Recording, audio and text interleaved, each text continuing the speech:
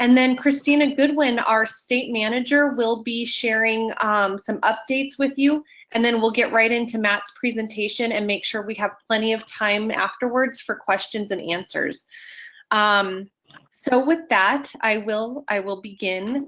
Again, my name is Samantha, and I'm the California State Director for Compassion and Choices. I think we have some new people on the call, which is wonderful. Thank you again for joining.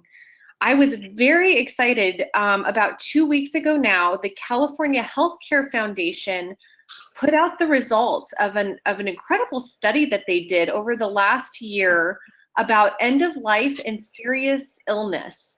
And they used both qualitative and quantitative research when preparing the survey. And the results were really interesting. And I don't know, let me see if I can share my screen. Let's see, I think I can.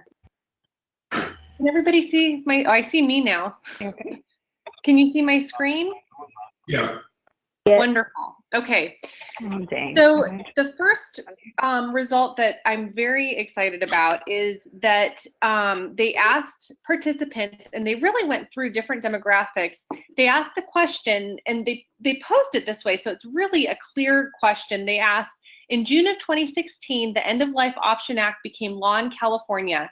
This state law gives some terminally ill adults the option to take life-ending medication prescribed by a doctor.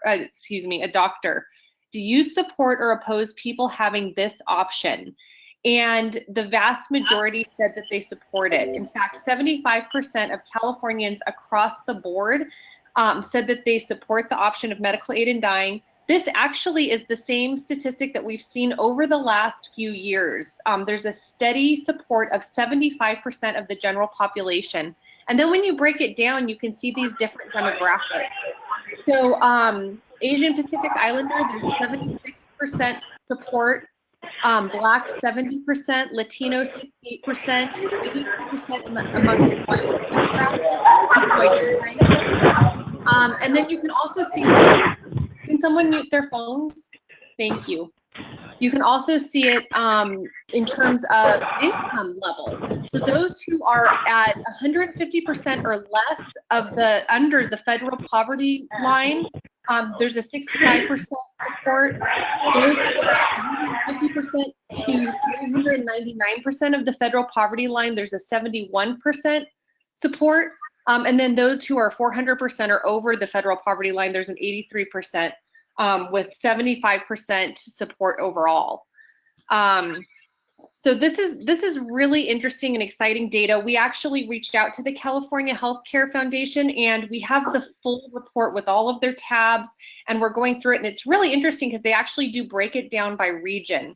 And there's just overwhelming support by Californians for the End of Life Option Act, and I know many of you on this call worked really hard to get the law passed. So thank you so much for all of your work. I know we're still doing lots of access and implementation work, and we are grateful for everything you've done. I'm gonna spend just 30 seconds going through a few more statistics that are exciting here. It showed that more than 6 in 10 Californians surveyed prefer dying a natural death, compared to about 1 in 10 who would want to receive all possible care to prolong life, which I think is really, I was really surprised by this number. Preferences around prolonging life by race and ethnicity, you can see there's some difference, but you know, the default, as we all know, is to extend life at all possible costs, no matter what. And while that might be, you know, a great option for some people, it's really not what a lot of Californians want. And then finally, the last statistic I'll share with you is a gap between the desired and actual communication. So 82% of respondents would probably definitely want to talk to their doctor about end-of-life wishes. However, only 21% of those with a serious illness have been asked about this by a doctor. And 92% of respondents would want as much information as possible about what to expect. 92%. People want information. They want to talk about end-of-life with their doctors, and it's not happening. So thank you again for all of your work and support. And with that, I will hand it off to Christina. I actually have to jump off this call, so Christina will be leading it for the rest of the time. And thank you again for joining us, and thank you, Matt, for being with us. So thank you, everybody. Over to you, Christina. Thanks so much, Sam. Yeah, so thank you all for being here today. So I just wanted to talk about a couple of upcoming volunteer opportunities before we have Matt talk about our dementia tools. We have been offering monthly statewide volunteer trainings. We are going to take a little break over the holidays, and we will resume them in January.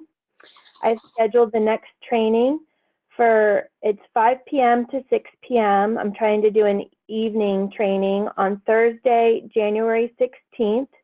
This call is going to be an online training, so all you need is your computer and your phone.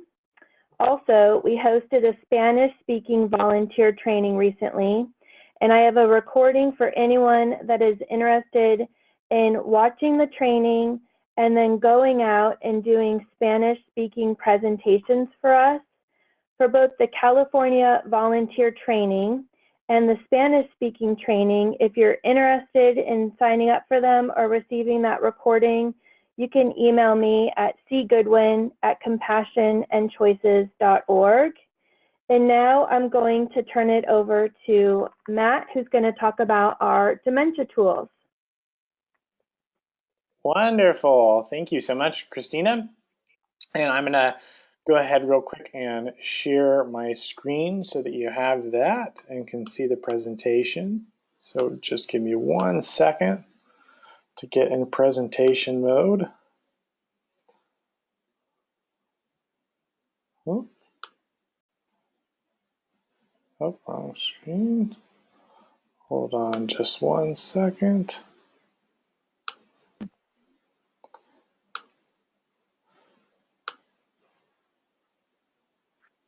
All right. There we go. Oh, I keep getting kicked out of it. There we are. All right. Well, thank you everybody again for jumping on and for the interest around these tools. As was said, my name is Matt Whitaker and I work as the Director of Integrated Programs at Compassion and Choices. And I recognize some of the names on the phone because previously, a couple of years ago, I was actually the California State Director at Compassion and Choices. So there are some familiar names on the call and some folks who I think I've already had some one-on-one conversations with about these tools because we're old friends. So thanks for letting me jump on, and it's a little bit like coming to a family reunion, seeing some of the names that are on there.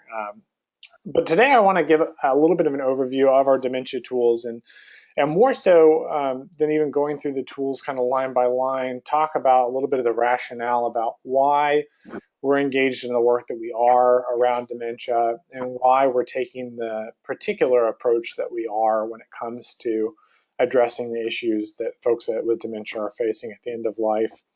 And so I want to start out by just giving some context. You know, why is it that we are engaging with the dementia work? And we had a really great question a couple of months ago on a call for some of our supporters where people said, you know, we don't have medical aid in dying in all 50 states. Why are we going off on this tangent of talking about end-of-life concerns with dementia? And the fact of the matter is that we know that dementia is a emerging front of mind concern, not only for our supporters, but for people across the country. And so as an organization that's trying to address unnecessary suffering at the end of life, it would be unresponsible of us to not engage with the issue of dementia and trying to take some steps towards giving people who are facing this illness and those who are caring for them some tools to try to address some of the major concerns that we have. And some of those that are really expressly concerning to us are these statistics that we're talking about here. So on one side, we have the fact that people who enter the ICU with documented do not resuscitate orders receive CPR. These are things, again, that point to the fact that unwanted invasive care is a problem in the United States, that 1 in 4 adults say that either they or their family member have experienced excessive or unwanted medical treatment. And when you pair that with the fact that the estimated lifetime risk of dementia at age 45 was approximately 1 in 5 for women and 1 in 10 for men, that almost 2/3 of the people with Alzheimer's in the US are women, that 1 in 3 American seniors right now dies with some form of dementia. It's obvious that we have to talk about this illness and how we're approaching the end-of-life care for folks who have dementia. So how does this fit in with our work? Well, it goes maybe without saying, but I just want to be express about it, is that dementia does not fit under the umbrella of our work that happens around medical aid in dying. So for a person who has dementia, for example, by the time they reach that last 6 months of having a 6-month prognosis, they don't meet the criteria that our laws have of having capacity to make their own medical decisions. And so what we're not doing is trying to, jam dementia into the work that we're doing around medical aid in dying, but rather to look at what we can do in that time period that we know that people are living with dementia. So on average, 8 to 10 years that a person is living with dementia before they would reach that last 6 months of life. So our thoughts are, how can we influence those 8 to 10 years and make sure that during that time a person is not receiving unwanted medical treatment, that they're not having tests and treatment that actually, rather than improving the quality of their life, actually compromise the quality of their life.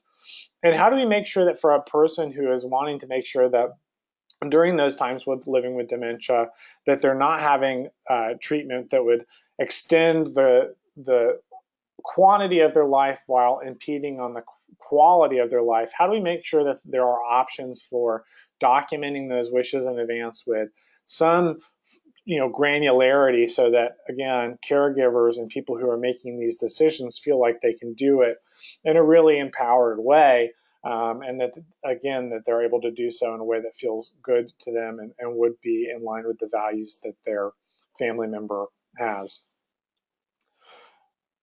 And so, again, we're trying to kind of address some critical problems.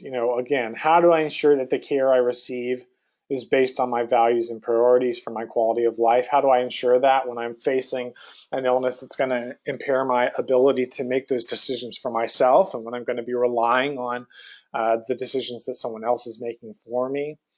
How do I stay in control even though I'm no longer capable of making those choices contemporaneously? How do I live the remainder of my life on my own terms?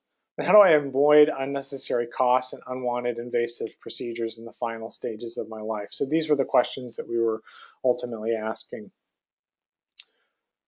We also want to make sure that as we're doing this, and as you'll see in the tools, that we're really empowering individuals, that they're able to do something that is truly customizable, and that they're able to really dictate what it is that they want along their own journey.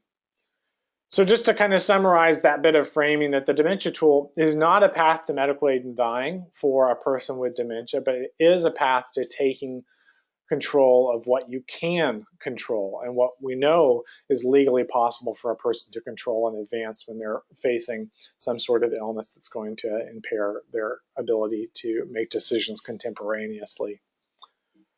Just a little bit more context, how did we get here? We did a lot of research as well. We wanted to make sure before we ever developed these tools, one, that we knew that people were interested in them. And so we were part of 2 massive surveys. One was through what's called the AmeriSpeak Omnibus Survey. This is a survey that goes out and asks a series of questions on a whole host of different kind of public opinion pieces. And we put on that survey questions about whether or not the general public believed that a person should be able to document in advance their care wishes when it came to facing an illness like dementia that's going to limit their capacity. And we found in that survey overwhelmingly that people supported that across demographics. In the same way, we did a second survey through the Harris organization. This was primarily around how that is messaged to people. So do people support the message of a person being able to document in advance, again, of a diagnosis like dementia, what they would want their care preferences to be? And again, found that that was appropriate.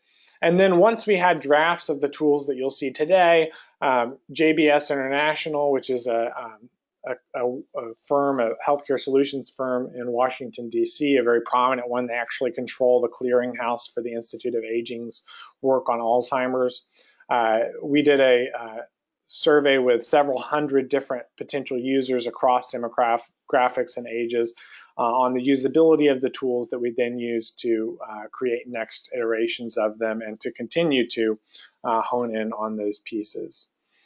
In the development of the content, just to let you know, we had a Dementia Advisory Council that was made up of experts from the fields of bioethics, medicine, caregiving, specifically people who had experience with Alzheimer's and dementia from across the country, who we workshopped a lot of the messaging of questions and the messaging of markers that you'll see in the tools. But again, all of this to say, we've done a lot of background work to get to the point that we are of this first step. And I say all of that as well to say this is Compassion and Choice's first best step when it comes to addressing this question of how do we influence the way that people are living and dying with dementia. And so this is version 2.0. There will be a 3.0, a 4.0, 5.0, and I've already talked to some of you on the call about potential edits for the future that are coming out within the coming months. But I just want to say all that to preface that we know that this is just the beginning. Medical aid in dying was put forward to answer a very specific question, which is, how do we prevent the unnecessary suffering of people who have a terminal prognosis and who have capacity to make decisions. But the question that hasn't been answered yet is how exactly we can go about trying to change the outcomes for people who have dementia. And so again, this is our best first effort, which I think will again reveal to us what the second, third, fourth, fifth efforts need to be around these pieces. But I'm excited to present what we have to you today. I just want to show as well, we did a lot of user experience surveying with folks as well. And as you review maybe this recording down the road, I think these comments are interesting, especially us who are kind of immersed in the world of end-of-life care, to have people who have never seen these tools and never engaged in these issues try these things. It's interesting to see the comments of someone saying it was a little scary, but it made me think. That it was thought-provoking, which in turn caused a person to rethink some of their initial responses, and that it was deeply thought-provoking, all these different things. Again, so much of our work here at Compassion and Choices is about opening the door to dialogue and inviting people into this conversation, which is, again, what you all do as volunteers. So again, I think these tools will be useful in those pieces. So let's talk about the tools, and I'm going to give a really quick overview of what they are, and then we're going to dive in and kind of do a little live demo here on the webinar so that you can see what happens when a person goes through the tools. So the first that we'll go through is our Values and Priorities tool, and this is a tool where a person goes through and answers a series of questions about the care preferences they would want at different stages of a dementia diagnosis and at different markers of the progression of dementia. And so we'll go through that piece here in just 1 second. So that's the first tool, our Values and Priorities tool. The second tool is a new branch off of our Diagnosis Decoder. And some of you might be familiar with that piece. It came out a couple of years ago and was this tool intended to give people these kind of lists of questions that would create moments of pause and reflection when they were interacting with a clinician, particularly with their doctor. And originally we had a general illness branch that was just about questions you could use to really deepen your understanding in a visit. And then we also had a branch related to cancer, because one of the most pervasive things in the literature that we were reading was that people with cancer oftentimes don't have full informed consent when it comes to treatment and non-treatment, and knowing what those outcomes might look like and what impacts on quality of life might be. So we felt it was really important to have those two pieces. Now we've added a third section around dementia, and we'll go through and you'll be able to see exactly kind of how that plays out.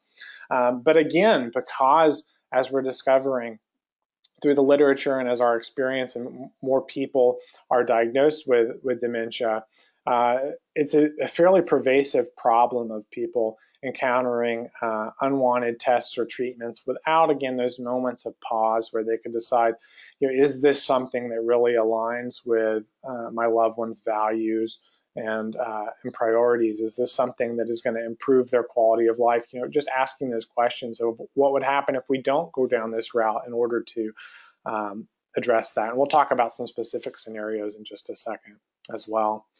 And we've newly incorporated all these tools under the banner of Finish Strong. So for those of you who aren't familiar with this book, this is a book that Barbara Coombs-Lee, our former president, Compassion and Choices, wrote about kind of all things end-of-life care. I always tell people it's kind of like, every political campaign that comes out, the candidate, kind of has their candidate book that they write, which is really about all the values and the deep held beliefs that inform the type of policy work that they do. And in the same way, Finish Strong is like that, but also has some real practical guidance in it. And so we found that, Compassion and Choices, we have all this work that we do with end-of-life planning outside of our work with medical aid and dying. And it can be confusing at times to talk about that work. And so we've rolled up all of these tools under our Finish Strong brand. So if you go to our website now, the tools that we're talking about today, you can find them under Tools to Finish Strong, which is there on the website. So just so you know, if you hear me using that branding of Finish Strong Tools, Tools to Finish Strong, it's all of those tools for end-of-life planning, advanced care planning, consumer engagement with healthcare that lie outside of the realm of the work that we do around advocating for improved access to medical aid and dying across the country. And then just a little nod to previous tools that we still continue to have under that brand. This is our Trust Card, and if you haven't checked out the Trust Card page yet, this is another tool that we have for people who are trying to engage with their healthcare in a more intentional manner, where they can go and create a greeting card that they can take to a visit with a new or longstanding partner in your care to talk about things like how you like to receive communication, who it is that you want to be in on your decision-making processes, how you like to receive news, all those different things. So if you looked at mine, for example, it would say, I tend to forget things, so please write them down for me and give me a printout at the end of it, or make sure you tell my wife because she's way better at these things than me. All those different things can be incorporated again into this Trust Card. So just a little nod to that it's another tool that continues to exist and be a part of this suite of tools. So we're gonna demo these. We're gonna go through and talk a little bit about these tools. And so the first one that you'll see here on my screen is the Values and Priorities tool. And I just want to make it clear as we go through that everything about this tool has been fairly intentional in the design to try to make this as accessible as possible. Something that we know is that the people who are most in need of things like this are oftentimes not the most technologically savvy people in the world. And so we want to make sure that it's fairly easy to navigate. So from things like being able to highlight over the start button as you see and have it change colors so it's really obvious where you're navigating, these are all things for accessibility purposes. So we were very lucky in working with the contractor that we did. They were able to put these tools through a whole host of accessibility tests, and again, to make sure that they met the guidelines that we would want. So here's our kind of landing page for it, where it explains a little bit about the tool. We're going to go ahead and press start here, and you'll be able to see how this works. So a very simple question comes up first, what best describes you? And this tool is really for two groups of people. One, a person who's been diagnosed with dementia but still has the capacity to make decisions. And then two, a person who's not been diagnosed with dementia but is wanting to make their wishes known in the case of it happening in the future. So that's what we're going to select here. And then we're going to press next down at the bottom. And as you see, navigation is fairly simple on this site. We have a next, a previous, and a back to home. Again, trying to make this really simple for folks who may not be as technologically savvy going through it. So we'll press next here. And we have a little explainer here of what's to come in the tool, and lets people know that as they go through it, they'll be presented with a series of dementia markers and asked to choose care preferences related to that marker. And it's much easier to explain that as we actually go through it, and you'll see. So here is a marker. Here is something that might happen in a person's progression of dementia, which is that I've forgotten everything about my past, but still recognize those closest to me. And then a person has the option to then select, if when that's the case, how they want their care preferences to be carried out. Do they want to live as long as possible, want no life-saving treatments, to be kept comfortable, or to be kept comfortable while treatments are ended and food and water are withheld? And you can understand further those levels of care and what exactly is meant by those by clicking here on this Understand These Levels of Care tab. And it has explainers here about exactly what these mean and don't mean and how a person would be able to go about these pieces. Specifically, when you look at things like the food and fluid pieces, it's really important that a person is able to read through here and see that we're really talking about when a person is being spoon-fed and how that goes forward. So again, really important for a person to read those pieces. Again, for accessibility purposes, this opens up in a new screen. So when I want to go back to the tool, I can just exit out of it and I'm right back at the spot that I was. So this, again, we have the option to go through and do a whole number of markers here. There are 15 standard ones that a person can go through. As you see, I've kind of marked my own here, but as you can tell, they kind of go through the progression of dementia. You know, now we're saying I no longer recognize my loved ones, but I'm still smile and seem happy in my own way or in my own world. And again, a lot of the language that was pulled here was meant to be very conversational and be in line with, again, how families were expressing themselves seeing the progression of dementia with a loved one. So again, there are 15 markers here. We're not going to go through all 15 on the call. I kind of did my best Rachel Ray and cooked a meal ahead of time so that we can jump over through TV magic to one of these that has been done already. So I'm going to go over to here. And when you finish all 15 of those markers, you then have the option to add your own. So let's say for me, maybe it's really important that I am able to spend time outdoors. And when that's no longer an option, I want some things to change. So if I'm no longer able to spend time outdoors, let's just say at that point I want no life-saving treatments, meaning I don't want to be resuscitated in the event that someone finds me collapsed and in need of that. So I'm going to add that marker, and then I have the option to add more. So I can add as many of these as I would like to this document. I click Next, and I now can review those preferences that I picked throughout it. If I have any need to correct them, I can just either go back to home or I can go to the previous screen. But if these look in line, I'll press Next. And now I have the option to add combinations. So maybe if any one of these things was present, it wouldn't cause me to change my care preferences. But let's say if I can no longer communicate with my loved ones through words, and the only option to care for me is in a nursing home, and I'm no longer interested in food, but I'll swallow if a spoon is held to my lips. At that point, I want to be kept comfortable, but stop or avoid treatments that are preventing me from dying from other diseases. So antibiotics, heart medications, technologies like pacemakers, all of these different pieces. I'm going to save that combination, and now that's added. And then I can add as many of those combinations again as I would like. So this is, again, highly, highly customizable. I'll click Next, and I can review those combinations. Again, I'm kind of speeding through this because we only have so much time, and I want to make sure that we have time for questions, but I want you to get a sense of the tool. I then can add my own patient information, so I'm going to quickly input that there. I'll press Next. I then am able to name my healthcare proxy, and if a person is not sure what that means, we have a link here so that they can go to our page that's all about how to choose someone who's going to speak for you when it comes to healthcare.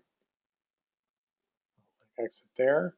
We're also adding a pop-up to this page that'll be live in the next week that directs people to their state's specific advanced healthcare directive. So if a person hasn't filled that out already, that they are reminded to do so, because those state forms also have places to fill out who your healthcare proxy is, and many times have a lot of statutory power when it comes to who you name. So we want to make sure that we're presenting people with the opportunity to do that if they haven't done so. For the sake of this, and since my autofill has my name in it, I'm going to pretend I'm my own best healthcare proxy and add that.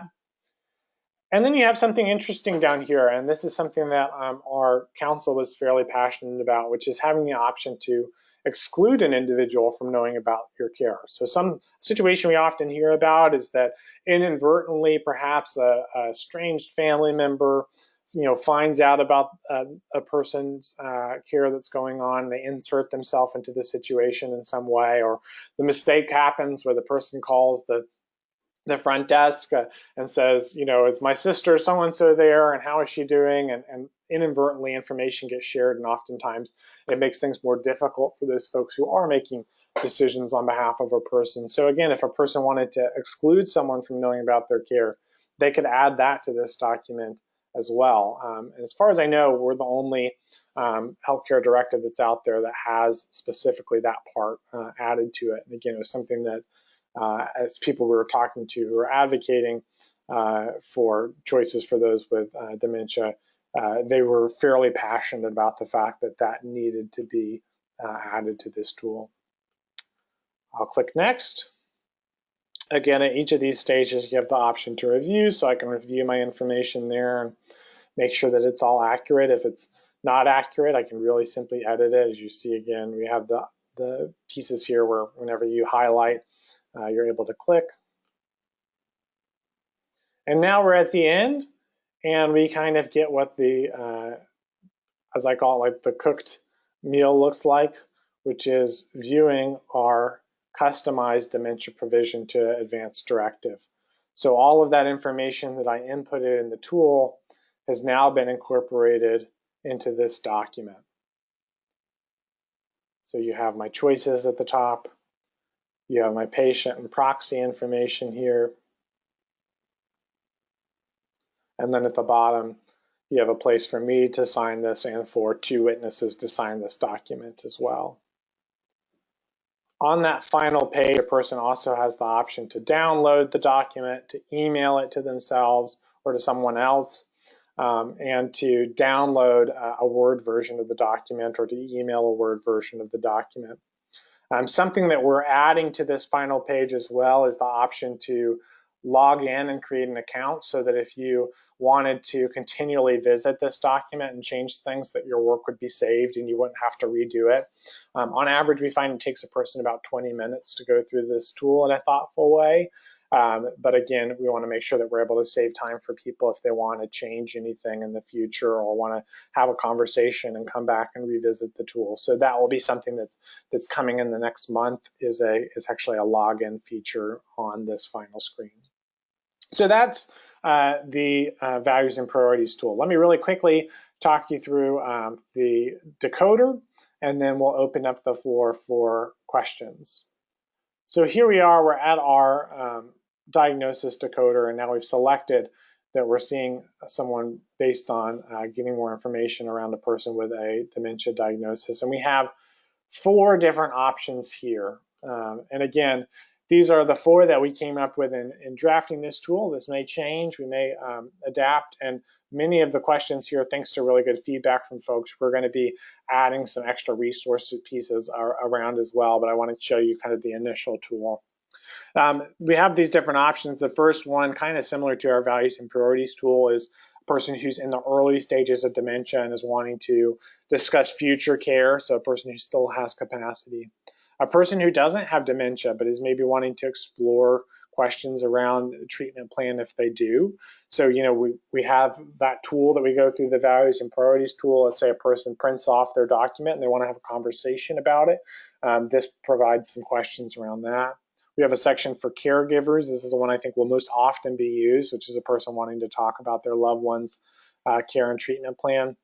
And then this very specific one here on the end, which is my loved one has dementia and is being offered treatment for another condition. And this is a very kind of really where our passion lies, is giving people tools for navigating all of those other healthcare decisions that come up when a person has dementia. So we're going to click on the caregiver one, and we'll go to the next screen. And we've got this question of what are you worried about? Are you worried about understanding dementia and the various stages? Are you worried about avoiding unnecessary test treatments, pain, suffering, ensuring that my loved one and I are informed of all treatment options, or ensuring that my loved one's treatment wishes are carried out? And each one of these sections then has specific lists of questions. So I'm going to select this one, avoiding unnecessary test treatment, pain, or suffering of my loved one, because it's one that we're particularly passionate about here at Compassion Choices, and I'm very personally passionate about. And again, talk a little bit about the intention of this tool and the questions that come up. So when I press next, I'm then giving these questions to ask your doctor. So, some things like what is the test for and is it necessary? What happens if this test is not done? Are there other ways to get this information? What are the pros and cons, including risks or side effects of this test or treatment? What's causing a symptom? Can you recommend a way to treat it with the fewest side effects? What do you expect to learn from this test, and how might it change my loved one's treatment options? So, for example, let's take something that seems fairly benign to all of us because we are healthy and we aren't in the advanced stages of dementia. A blood draw, right? So every year, I go to my doctor for my checkup. They draw my blood. They check a whole panel of things. They say, your cholesterol is this, your all those different pieces, and they make decisions, and we make decisions based on those results.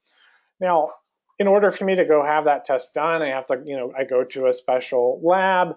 A person I don't know comes and sees me and asks me my date of birth and draws my blood, and then I go home.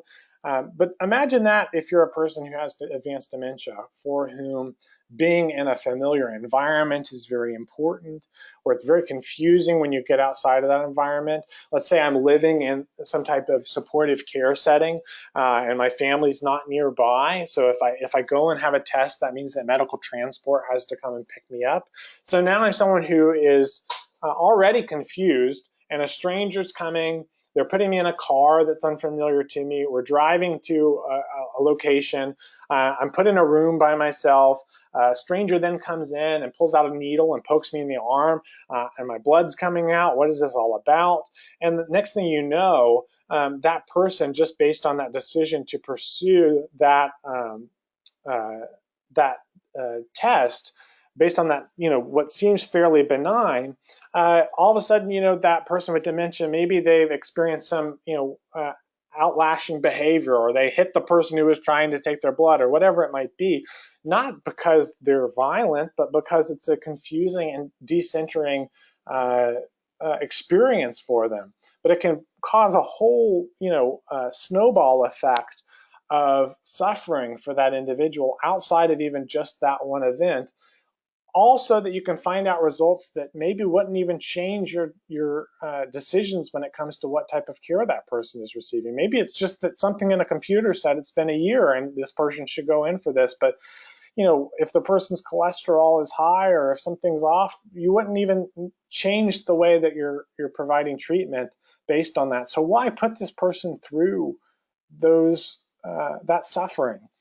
The same goes often for what I call middle of the night decisions, which is that oftentimes, especially in assisted living facilities and things like that, there's an event, maybe someone falls or they have a temperature or whatever it might be, and a family member is called and said, we have the option, we can keep them here or we can send them to the emergency room. And very quickly in that moment, the person, because we don't have these moments of weighing, opts for that decision to go to the emergency room. And again, it's an experience of that person going to an unfamiliar environment.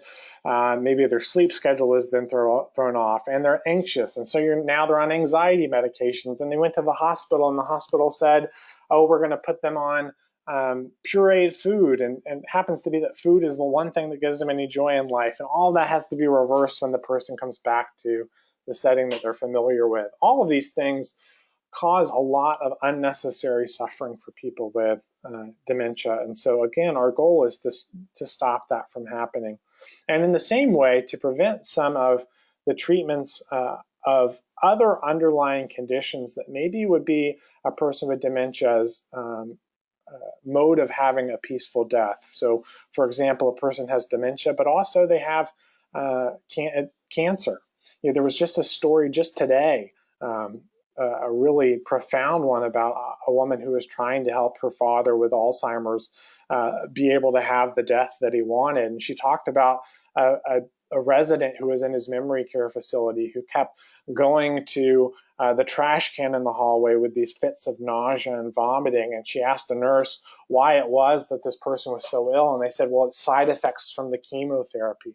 It was a person with advanced dementia who was also having to go and have chemotherapy and deal with all of those side effects that came from that, when in all reality, that person probably would have opted for quality of life metrics and being kept comfortable and allowing that form of cancer to be the method by which they had a peaceful death. And so, again, our goal is to try to provide tools for people to be able to interrupt that process, both through the documents that we're presenting in the Values and Priorities tool, but also these questions. And if you're wondering, this sounds like a lot of context, Matt, that you're given. I don't know if I would have gotten those from just this list of questions. We're going to be adding those pieces along with some links in these questions to other resources that a person could have. Just so you know, a person can then press next here and see the list of the questions that they selected, and then can email that list to themselves, or can email it to their doctor, whatever it might be, or download the list. So as you see here, when I press download, I have my questions for the doctor with space for me to be able to write out what answers might be as we're going through them, as well as a place to put things like what my appointment was and what the date and time was of the appointment. So again, another tool to try to create those moments of pause for people and to address this concern.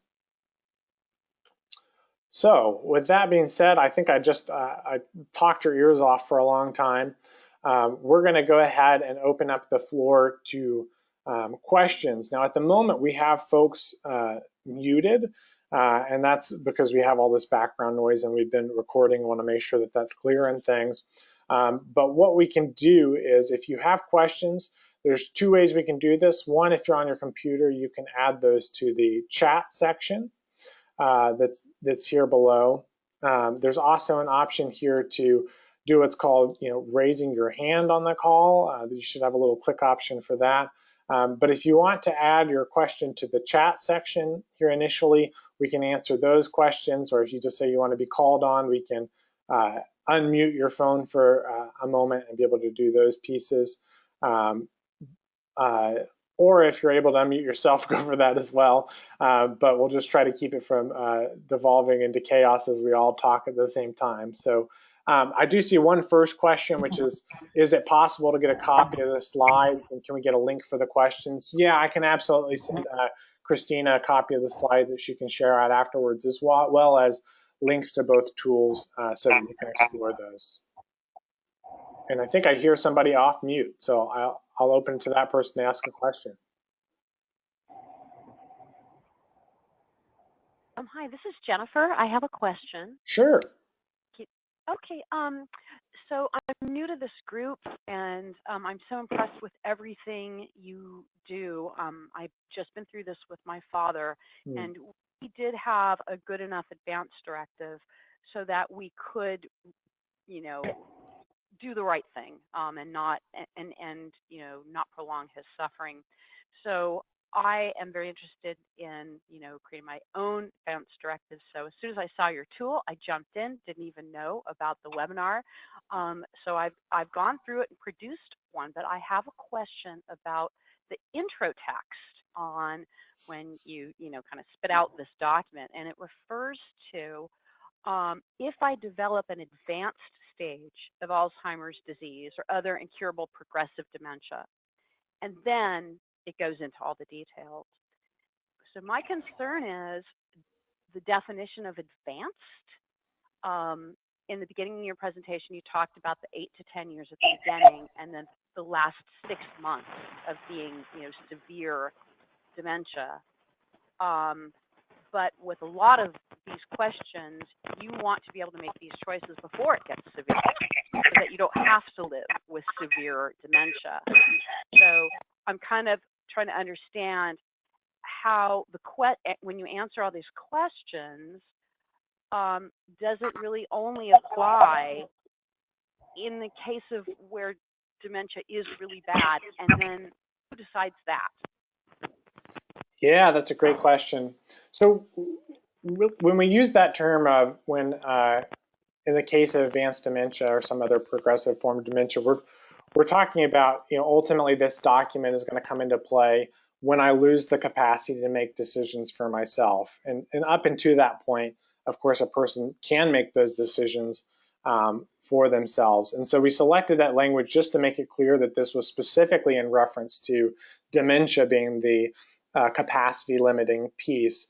But you're absolutely right. The really powerful piece of the legal document, we had this reviewed by both our legal team here and others who were on our advisory council, is that each of those markers becomes a very clear kind of line in the sand that can come into play again when you're no longer able to make these decisions for yourself. So the reason why we selected, for example, that marker piece is because of what you talked about, which is who decides when I reach a specific stage. So there are other tools out there that talk about advanced healthcare planning, but for example, use a staging criteria. So if I'm in stage 1 of dementia or stage 2 or stage 3, and what we found and what the feedback we were getting from folks who were trying to implement these tools is that, again, so often it's such a subjective measure of, well, who thinks that this person has reached that stage? And maybe they have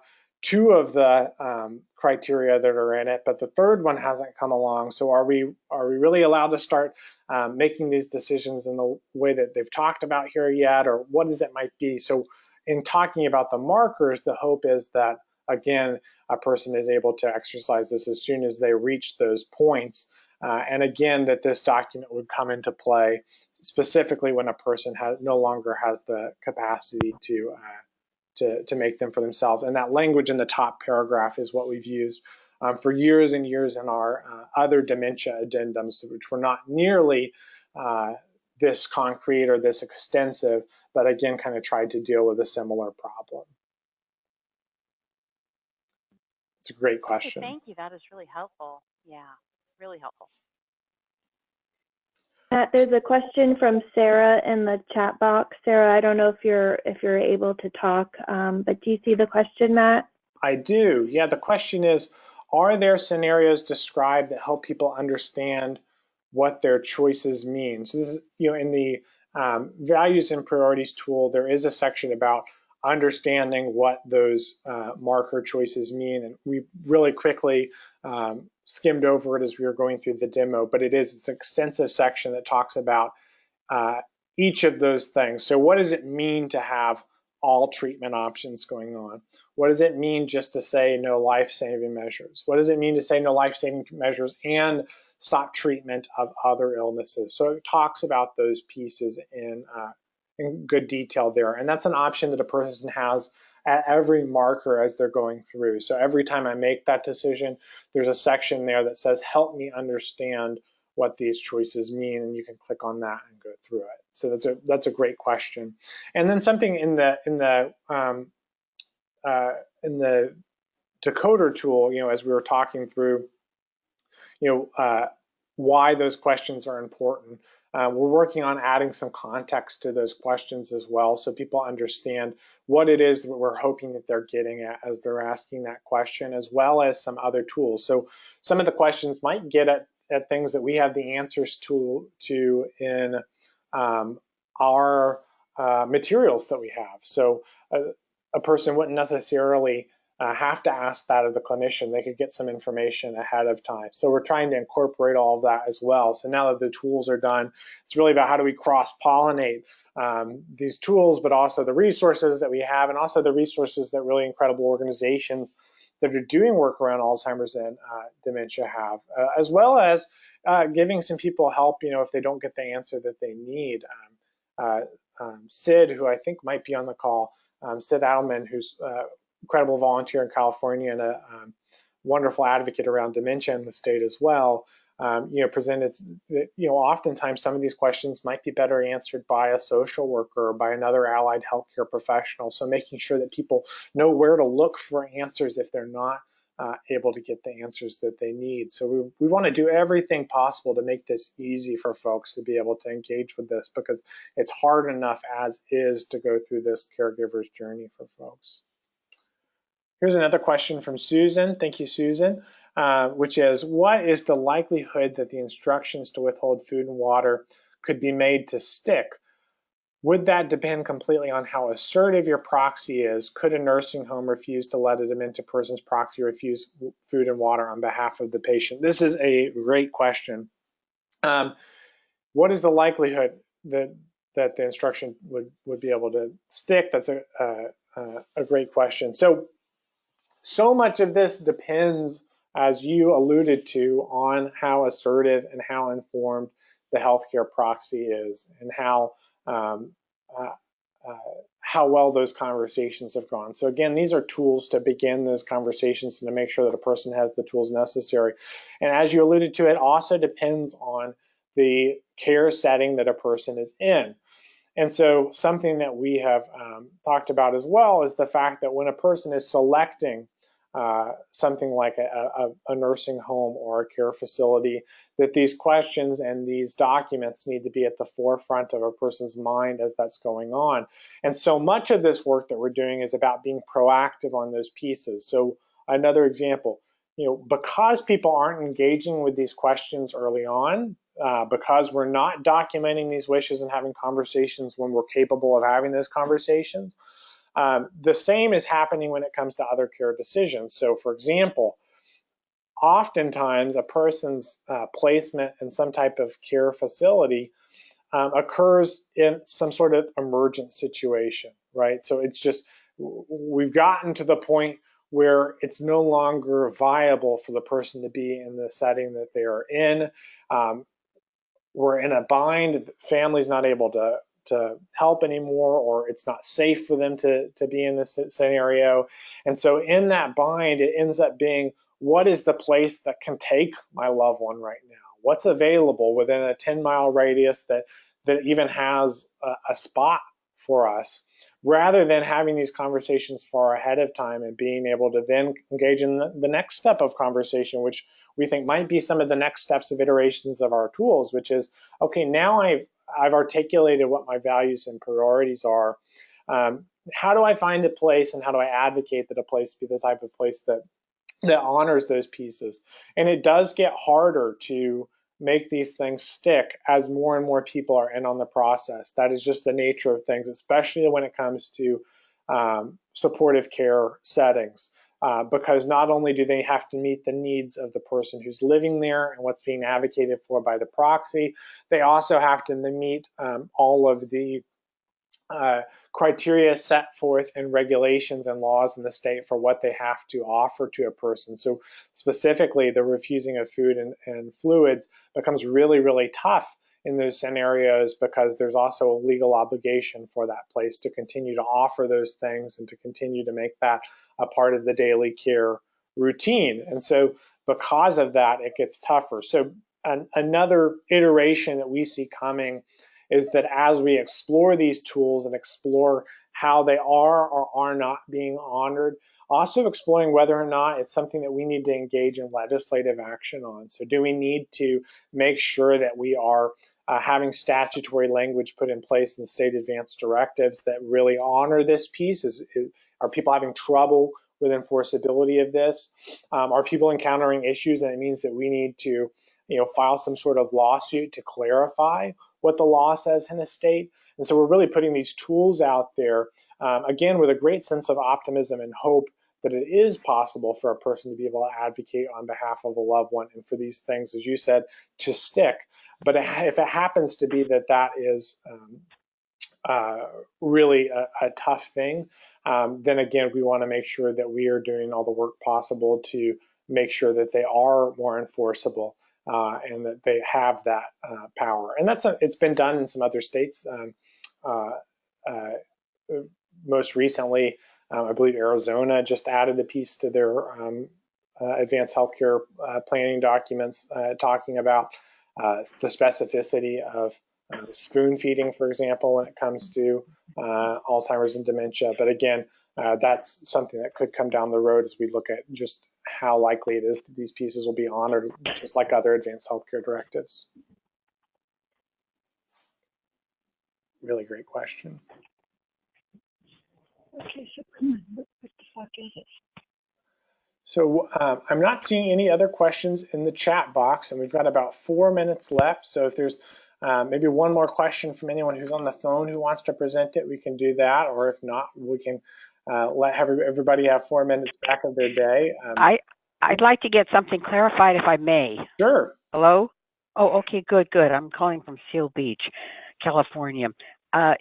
In the beginning, you said something that I had never heard before, and I'd like to understand if I heard it correctly, okay? Sure. And that was that at age 45, was this a projection that 1 of 5 women in the United States would develop dementia, and 1 of 10 would develop dementia? Let me pull up the exact statistic.